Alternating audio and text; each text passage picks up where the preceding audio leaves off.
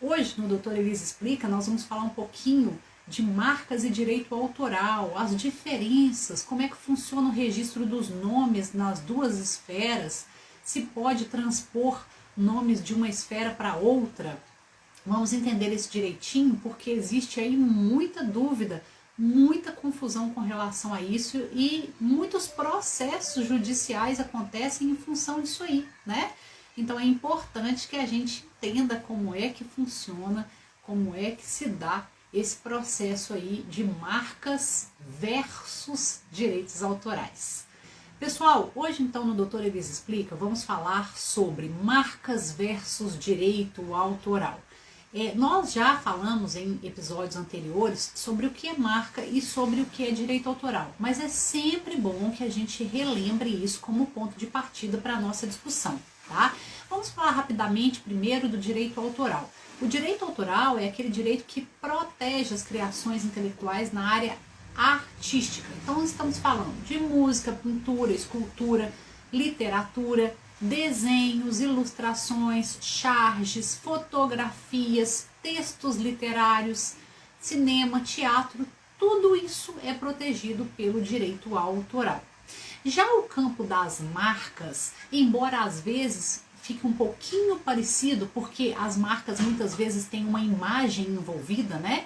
E essa imagem pode até ser um desenho bonitinho, né? Pode ser uma criação que é artística, de tão bela que é, mas as marcas são um outro campo de proteção intelectual, porque as marcas, gente, elas têm um valor industrial.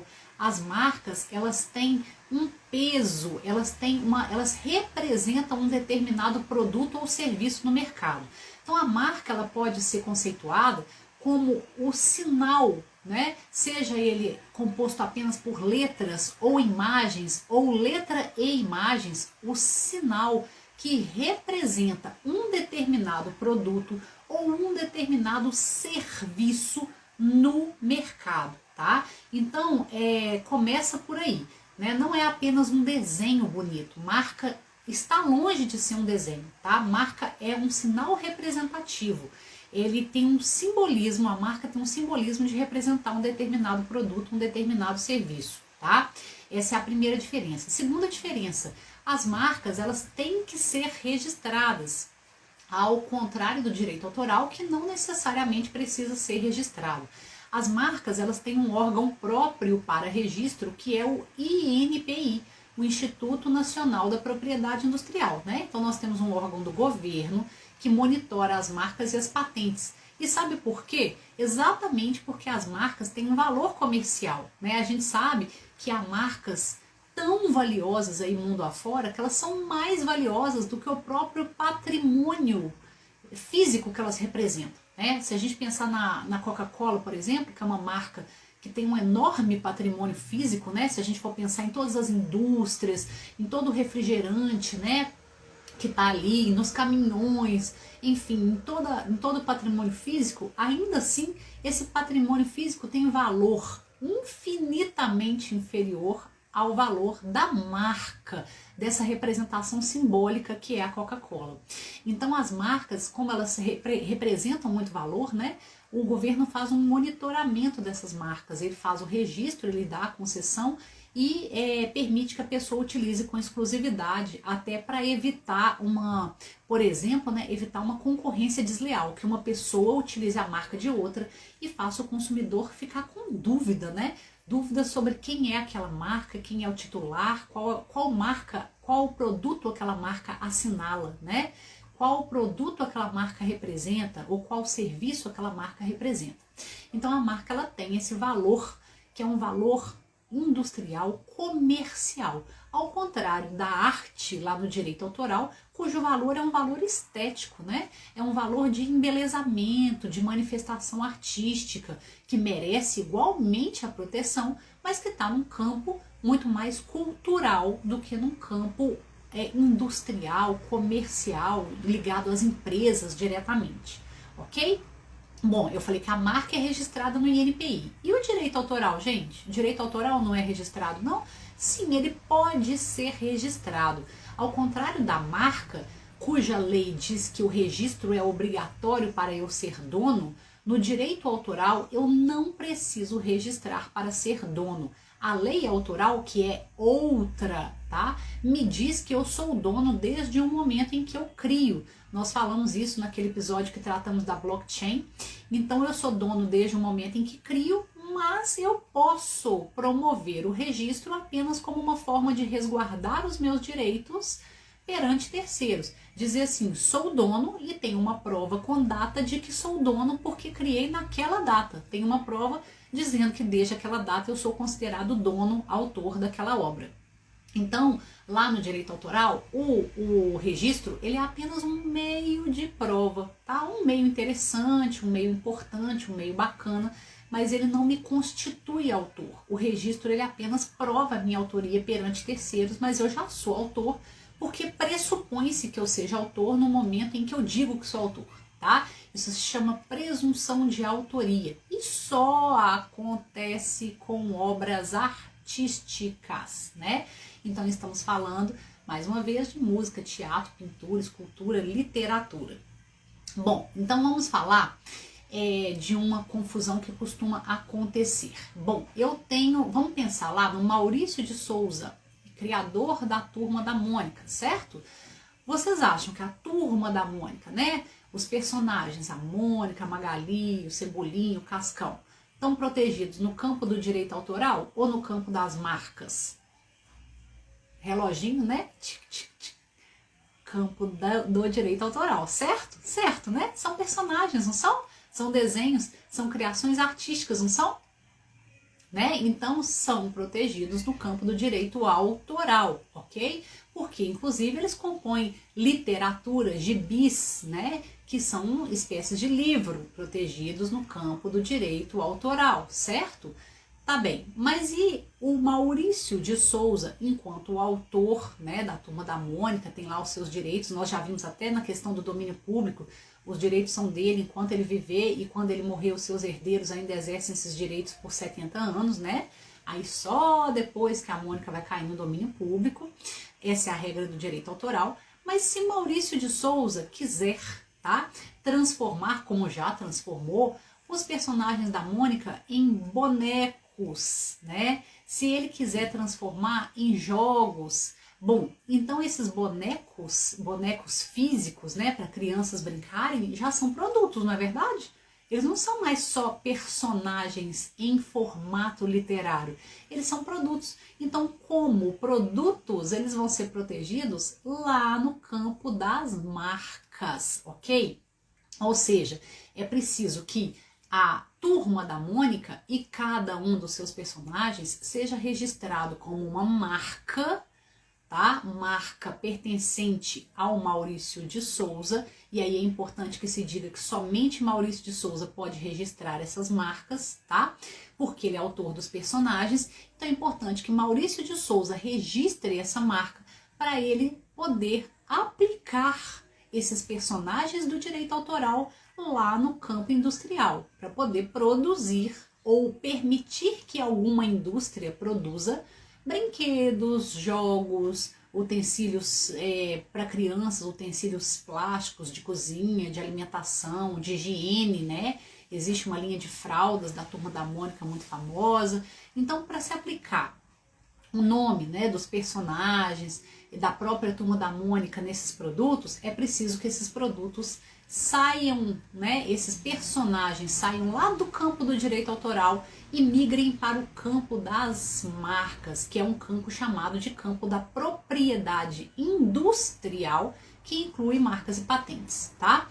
Então, Maurício de Souza vai ao INPI e registra o nome Turma da Mônica, o nome Mônica, o nome Magali, o nome Cascão, Cebolinha e quantos mais ele quiser, como marcas de propriedade dele. E aí, o INPI, após 1 a 2 anos, vai conceder essas marcas, e a partir daquele momento, todo mundo que quiser usar esses nomes aplicados a produtos, né, ou ainda produzir aqueles bonecos, tá? Então vai ter que e aplicar o nome lá nos bonecos, né? Vai ter que pedir autorização ao Maurício de Souza, tá?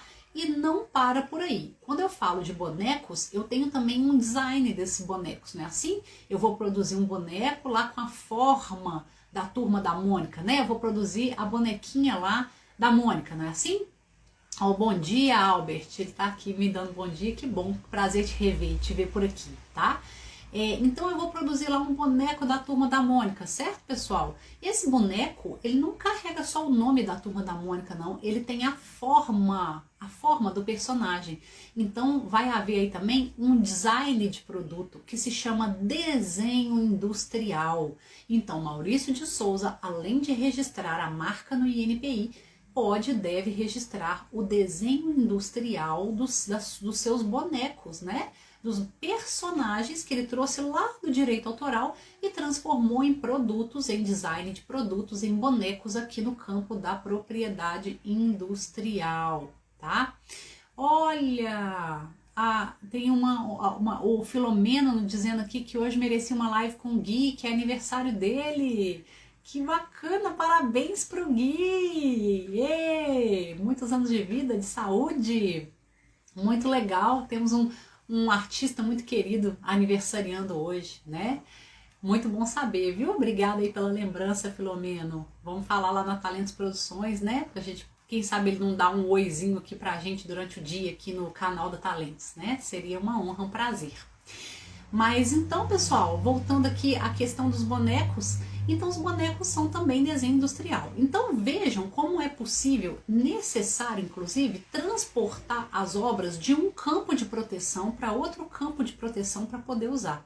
Então a gente pensa assim, o Maurício de Souza, ele é o criador da Turma da Mônica, então já está tudo protegido. Não, ele precisa fazer os registros competentes. Agora, quem é a única pessoa que pode registrar a marca Turma da Mônica e quem é a única pessoa que pode registrar os bonecos, o desenho industrial dos bonecos da Turma da Mônica? Somente Maurício de Souza. Por quê? Porque ele foi o criador dos personagens lá no campo do direito autoral. Então essa transposição, tá, de registros, ela é obrigatória, mas ela é atribuída exclusivamente ao autor, aquele que criou, concordam? Porque senão ficaria fácil. Vamos pensar o seguinte, eu vou lá e crio um jogo que se chama, um jogo de tabuleiro que se chama Sítio do Pica-Pau Amarelo. Posso fazer isso, gente? Posso não, né? Por que eu não posso? Porque Sítio do Pica-Pau Amarelo é o nome de uma obra autoral importante que pertence a um autor chamado Monteiro Lobato, não é assim? Então eu não posso simplesmente fazer um aproveitamento econômico de um título autoral que é importante, tá? E ir lá e produzir o meu jogo. Então tá, eu vou dar o nome de Sítio do Pica-Pau Azul. E aí eu vou criar os mesmos personagens, mas eu vou dar outros nomes para eles. Eu posso? Então a Cuca vai chamar Cuco, né? Em vez de ser Pedrinho e Narizinho, eu vou botar lá, sei lá, Boquinha e Joãozinho. Pode, gente? Não, tá? Continuo não podendo. Por quê? Porque eu tô fazendo uma apropriação indevida daquele contexto daquela obra autoral, né? Eu tô fazendo uma imitação, né, gente? Um plágio daquela obra autoral e aplicando isso ao campo do desenho industrial e ao campo das marcas, né? Eu estou fazendo um aproveitamento econômico de um campo no outro. Então vejam, tá, gente, que independentemente de Monteiro Lobato ou seus herdeiros, no caso, né, irem lá e registrarem, tá, o nome Sítio do Pica-Pau Amarelo como uma marca, ok? Como é uma obra extremamente conhecida no campo autoral, ninguém vai poder transpor isso para o campo das marcas e dos desenhos industriais e criar jogos e criar produtos com esse nome ou com esse contexto, com esse enredo, com esse argumento, sem autorização de Monteiro Lobato, né? Porque é um aproveitamento econômico em outro campo. Tá bom, doutora Elise, mas e se eles fizerem mesmo assim? Se alguém fizer mesmo assim, e as pessoas fazem, né? Elas cometem ilegalidades, infelizmente. todo dia. E se isso acontecer, o que pode ser feito? Então, a família de Monteiro Lobato, os autores ou os seus herdeiros titulares de direitos, né? Ou ainda pessoas que tenham comprado, né, adquirido os direitos autorais, que sejam os titulares, vão poder processar, ingressar com ação judicial, né, pedindo a imediata suspensão da circulação daquele produto, daquela marca, daquele design de produto e pedindo uma indenização por dano moral e material decorrente da sua violação, ok? Então, basicamente o autor, ele protege o autor autoral, né? Ou seja, música, pintura, escultura, literatura, teatro, cinema, dança, etc. Ele protege a sua obra não apenas no campo do direito autoral, mas ele também tem que monitorar e proteger a sua obra lá no campo da propriedade industrial. Verificar se ninguém está usando elementos criativos da sua obra na composição de marcas, de nomes de produtos e serviços no mercado, e nem no registro de design de produtos, ou seja, na forma plástica, né, exterior que reveste produtos, que reveste invenções, né, no design, nas linhas, cores, traços estéticos de um produto, tá? Então não pode haver esse aproveitamento econômico. Se houver, o titular de direitos autorais vai poder processar, né? Tem o direito de processar, pedindo a imediata suspensão e a ação de indenização por dano moral e material. Então viram como é que essa responsabilidade do autor sobre o monitoramento da sua obra é muito grande, né? Transcende o campo do próprio direito autoral. Agora vejam o seguinte, o autor tem esse grande poder, tá? Mas ele também está sozinho nessa missão, né? Num mundo como o nosso, em que a informação circula tão rápido, é muito difícil para o autor monitorar todos os usos que são feitos da obra dele, né? Então, assim, obviamente que ele vai ter que escolher, verificar, fazer um filtro daquilo que ele entende que realmente ofende, daquilo que não dá para conviver, tá? E aí é isso aí que ele vai acabar processando. Vejam o seguinte, todas as partes de uma obra autoral são originais e autênticas e não podem ser usadas lá no campo da propriedade industrial? Não, tá? Nós demos 2 exemplos aqui de obras originais e criativas, né? Falamos da Turma da Mônica, falamos do Sítio do Pica-Pau Amarelo, do Monteiro Lobato. Mas existem dentro das obras autorais elementos que não são originais e criativos, tá? Vou dar para vocês um exemplo da área do direito, tá? Então vamos pensar o seguinte, os livros de direito. Então tem um monte de livros que se chamam curso de direito civil, direito civil comentado, né? Curso compêndio de direito penal. Esses nomes, esses títulos, tá?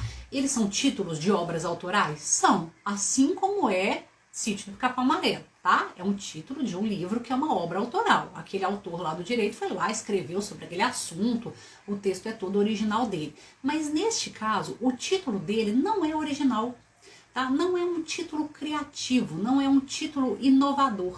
Então esse autor, embora ele tenha direito autoral sobre toda a sua obra, porque o texto que está ali dentro é dele, ele escreveu, ele não vai ter uma proteção especial sobre esse título, né?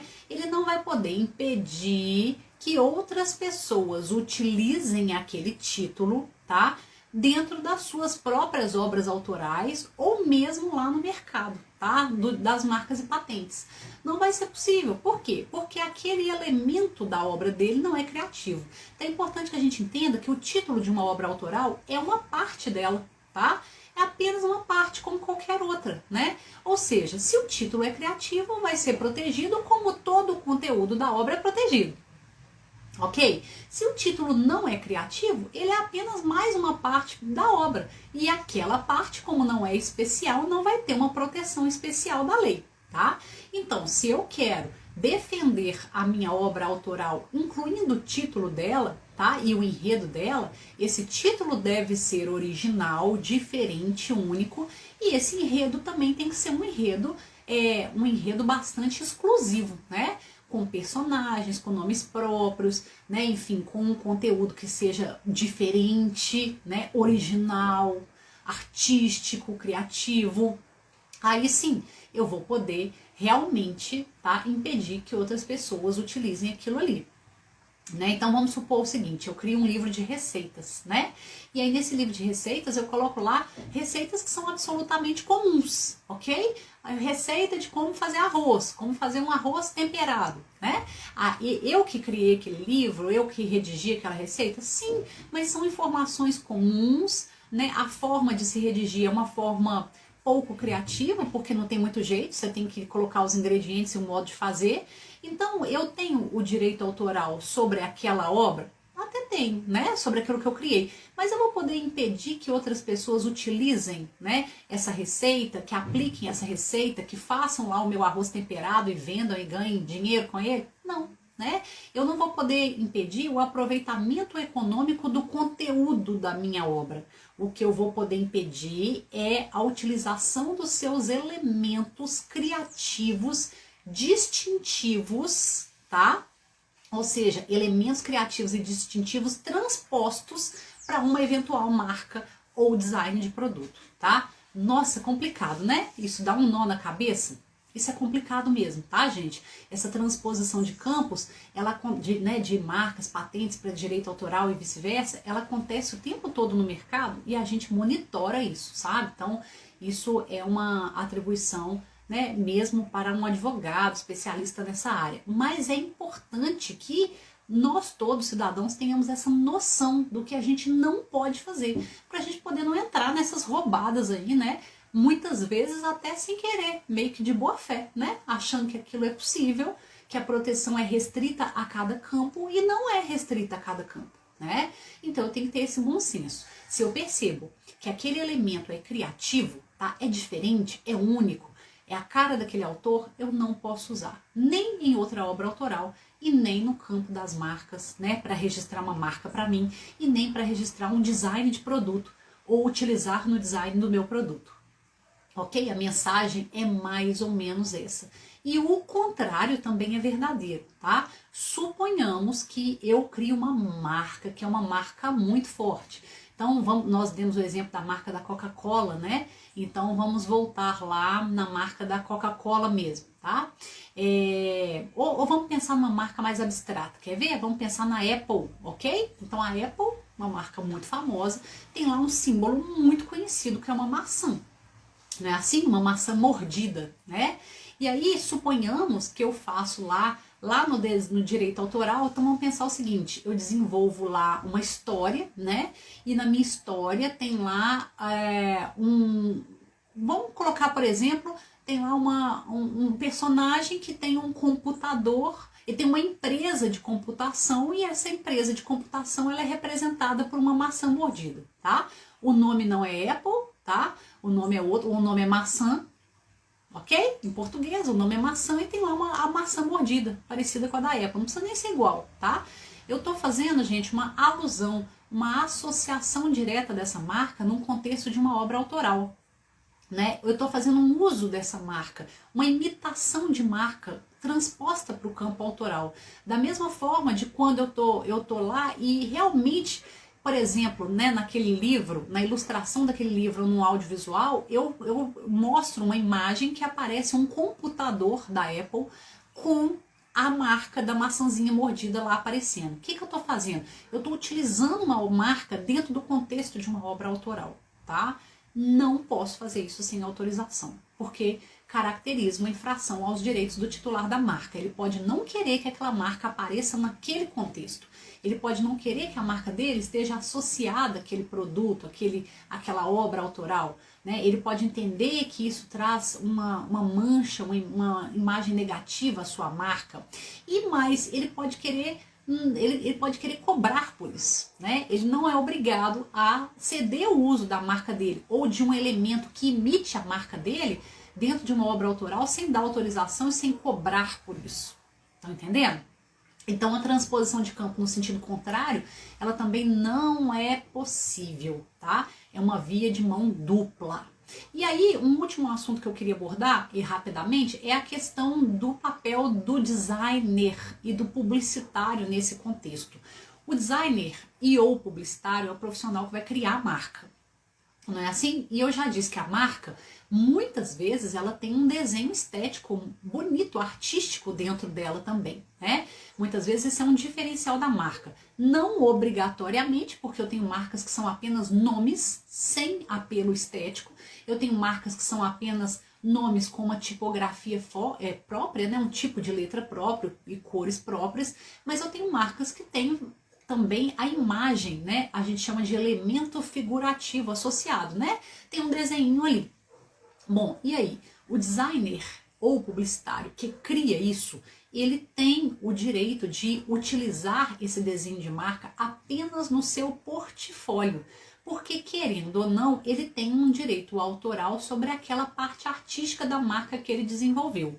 Mas é apenas o uso em portfólio, tá? Ele não tem mais nenhum direito sobre aquela marca, porque no momento em que ele cria não para ele, e sim para um cliente que o está remunerando e que vai registrar essa marca em nome próprio no INPI. Vai passar a usar esta marca nos seus produtos ou serviços lá no mercado e será o exclusivo titular daquela marca.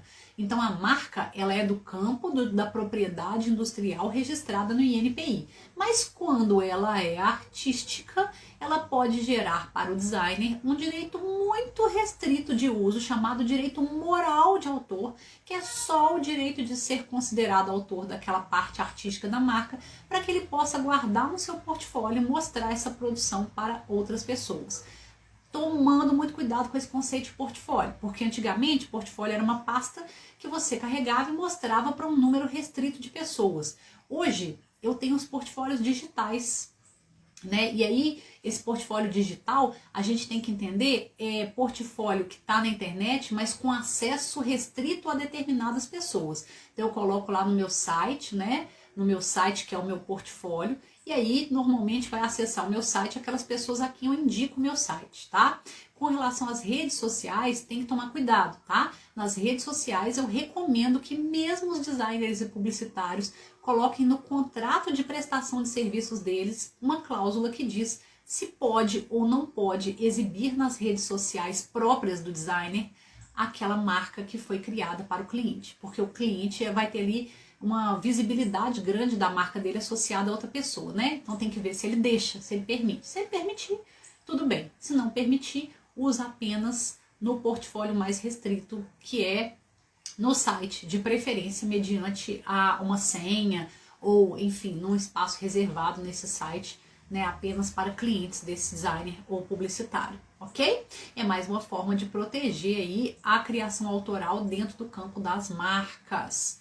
Gente, complexo, né? Tudo isso. Complexo, essa área da propriedade intelectual é complexa, mas ela precisa ser simplificada e ela precisa chegar a todo mundo, né? Nós, operadores aí da área cultural, né? Nós aí, cidadãos, né? Nós, pessoas criativas, empreendedoras que estão aí pensando em novos negócios, né? Em empreender, em tentar conseguir uma grana extra, num momento tão difícil, um momento de crise, né? A gente precisa ter essas noções para a gente poder incluir isso aí nos nossos planos de negócios, atividades, né? De forma a respeitar os direitos dos titulares, tanto no campo das marcas, quanto no campo dos direitos autorais, quanto no campo do design e do desenho industrial, que é o design dos produtos, ok?